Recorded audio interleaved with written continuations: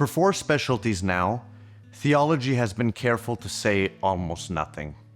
It gathered the data, it interpreted the texts, it reconstructed the history, it laid every horizon side by side. But through it all, it never once said, "This is true." It reported what others believed. It never told you what to believe. That restraint was a discipline and a necessary one, but it cannot last. Sooner or later, theology has to stop describing convictions and start holding them. It has to move, in Lonergan's phrase, from the indirect discourse that sets forth the conviction and opinions of others to the direct discourse that states what is so. And the moment it tries, a question opens under its feet. On what ground? On what ground does a theologian stop reporting and start asserting? That is the question Bernard Lonergan takes up in chapter 11 of Method in Theology.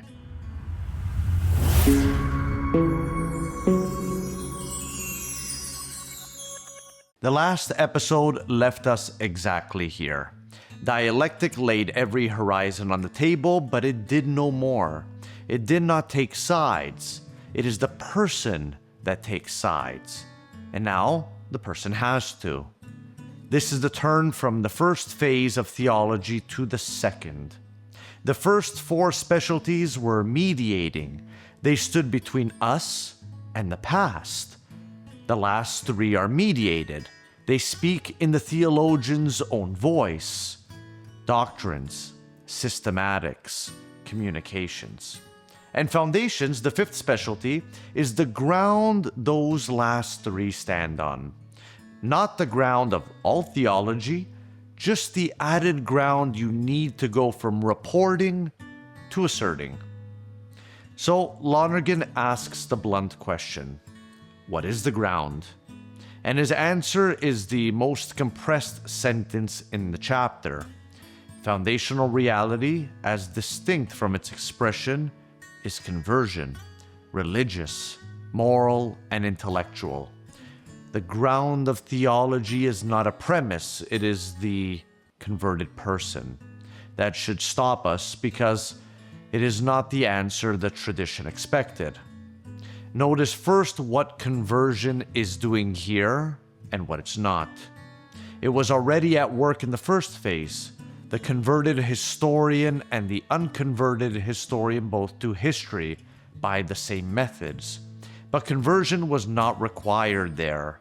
It was never the official rule.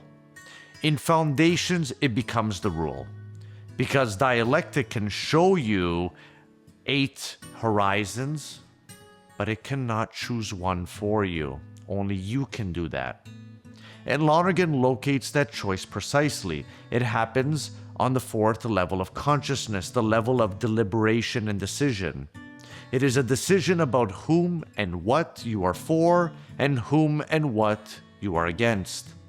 It is a fully conscious decision about one's horizon, one's outlook, one's worldview. And Lonergan is careful about what kind of act it is. It is not an act of will. Talk of the will belongs to an older psychology of faculties. This is the level on which consciousness becomes conscience. The decision is free and responsible, but it is the work of a good conscience, not of some machinery of the will. Now here is where people tend to misread him, so let's slow down. A decision about your own horizon sounds arbitrary, sounds like a cheap preference, a mood, a leap. It is the opposite. And his line is exact here. Arbitrariness is just unauthenticity, while conversion is from unauthenticity to authenticity.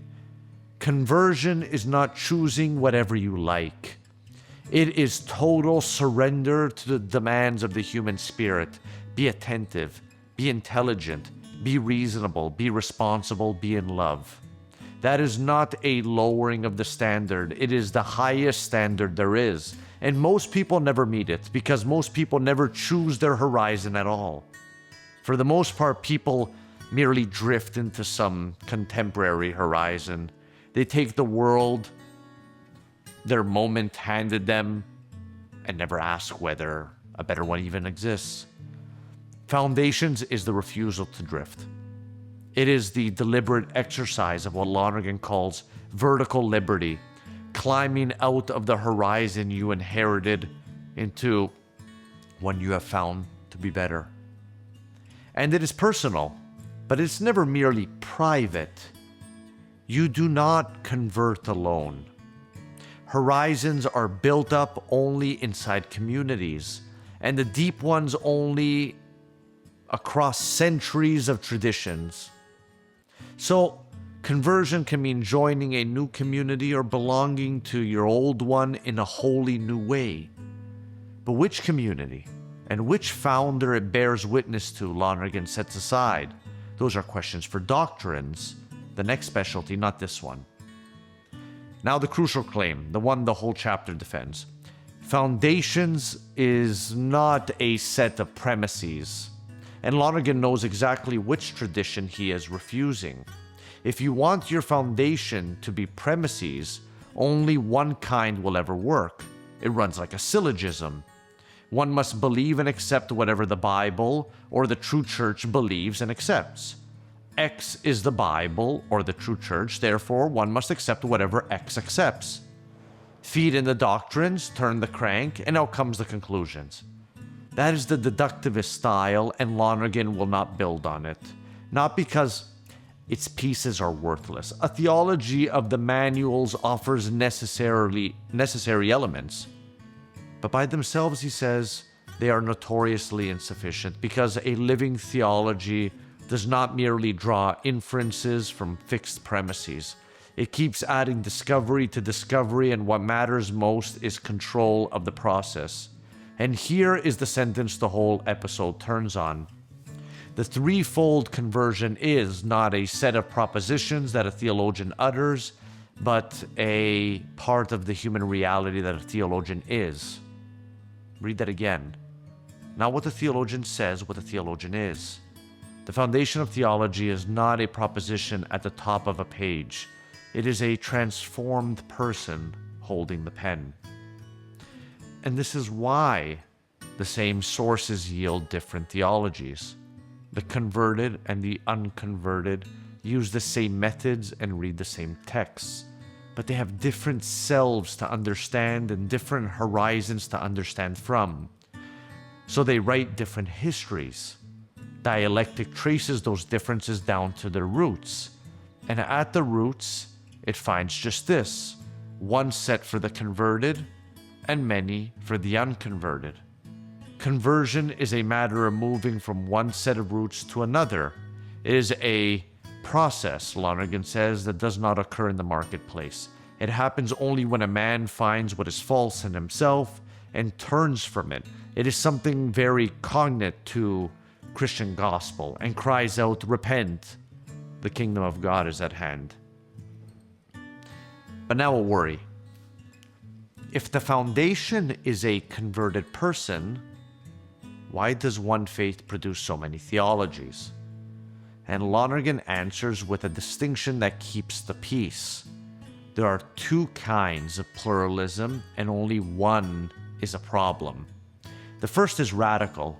It comes from the presence or absence of conversion, and that is the dialectical conflict we already met. The second is benign. It comes from the differentiation of consciousness. Consciousness can be at home in different worlds. The world of common sense, the world of theory, the world of interiority, the world of prayer. Most people live in common sense alone. And the vast majority of the faithful always will. So the gospel reaches them the only way it can, not through theory, but through the ritual, the parable, the story, the image that lands in their world. That is not a lesser faith, it's the same faith in a different language. Lonergan pushes it to its edge. Religious consciousness can be so far along that it loves God without any clear idea of God at all. It rests on what an older theology called the negative way, content to say what God is not. And that is why he says there can be atheists who may love God in their hearts while not knowing him with their heads. This same benign pluralism explains a whole era of theology and its ending. When theory entered Christianity, it built systematic theology, the great medieval project.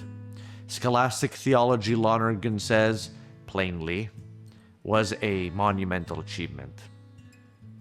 But it carried two flaws nonetheless. It treated as a problem of logic what was really a problem of history. And it inherited from Aristotle an impossible ideal that real science states necessary truths. The 19th century broke that ideal everywhere in mathematics and physics and economics. And once scholarship learned to read the sources historically, the old system could no longer hold the whole. His verdict is calm and final. The era dominated by scholasticism has ended. Catholic theology is being reconstructed. So if not Aristotle, then what? Where medieval theology went to Aristotle for its basic terms, this method goes somewhere else. It goes to interiority and religiously differentiated consciousness, to the person who has appropriated his own knowing and his own being in love. And out of that source, it draws its categories. A category is simply a determinate term that theology thinks with. The transcendental notions, Lonergan says, makes questions and answers possible. Categories make them determinate. And they come in two kinds. General categories for what theology shares with every other discipline, and special categories for what belongs to theology alone. Both need a transcultural base because Christianity preaches to every culture, and Lonergan finds two such bases. The first is the structure of the human mind, which is not the product of any culture, but the principle that produces cultures. The second is God's gift of his love, which is offered to all men and which, as a gift, is the same beneath every different manifestation. One base gives the general categories, the other gives the special, and Lonergan draws a line through both. Each base has an inner core that is transcultural and an outer expression that is not. The core is what grounds. The expression is historically conditioned and always open to correction. That is how the same foundation can be firm and the theology built on it still revisable. But a warning comes with them, and it is the whole safeguard of the chapter. These categories are models, and a model, he says, is not a description of reality and not a hypothesis about reality, but simply an interlocking set of terms and relations. It is a tool for thinking, not yet a claim about the world. Whether any of them becomes a claim, a real assertion about God or about grace, is decided later in doctrines. So Foundations does not smuggle in a new set of dogmas. It hands the next specialty a vocabulary, not a verdict. But where do the general categories come from?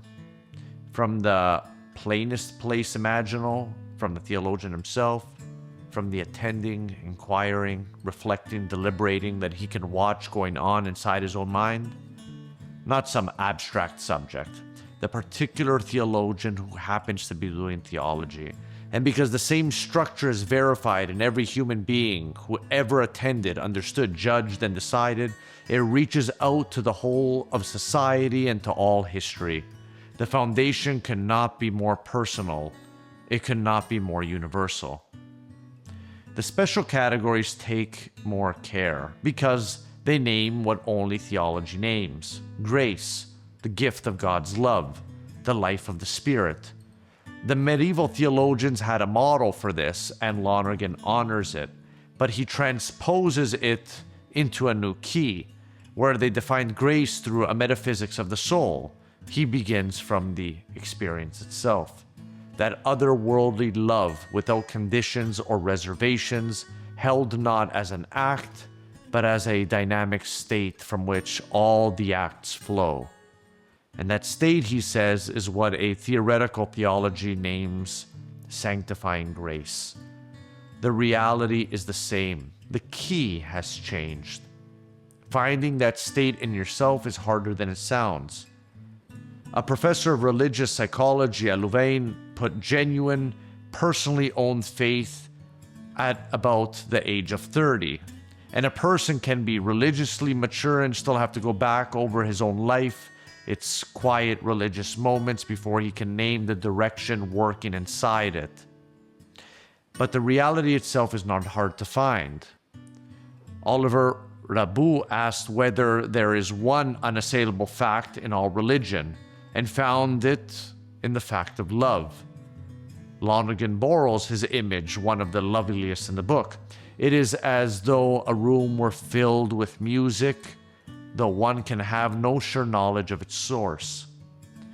There is in the world a changed and charged field of love and meaning, unobtrusive, hidden, inviting each of us to join. And join we must if we are to perceive it, for our perceiving is through our own loving. From that experience, Foundations draws its first Christian categories, and then the rest. Subjects bound together in community. The love traced back to its source in Spirit, Son, and Father. The authentic and the unauthentic Christian. Progress, decline, and redemption. And now the last question. How do you know the categories are any good? There is no outside test, and Lonergan says so flatly. There is no neutral instrument you can check them against, because the deepest thing this whole method has taught comes down to one sentence, and it is one of the most important in the book. Genuine objectivity is the fruit of authentic subjectivity. You do not reach the truth by escaping yourself. You reach it by becoming the kind of self that can be trusted with it, attentive, intelligent, reasonable, responsible, in love. So the categories are purified the way everything here is purified, not by a machine, but by conversion, and they never work alone. Lonergan calls it a scissors movement, an upper blade in the categories, a lower blade in the data. Theology is never spun from pure principle nor scraped from bare fact. It is the two blades cutting together. So let me draw the whole chapter together. The question this episode inherited was on the ground, and on what ground a theologian finally takes his stand. And Lonergan's answer refuses the ground everyone expected. Not a premise, not an axiom, not a proposition at all. The ground of theology is a converted person, someone who has moved from unauthenticity to authenticity and knows which horizon is his own. Out of that person comes the categories, the words theology will think from and think with.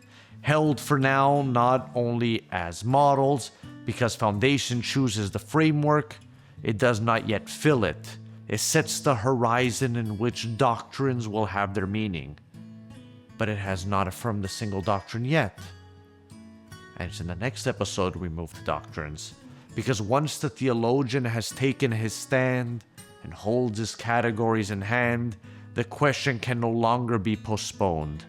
Which doctrines does the church actually affirm as true, and can they ever change?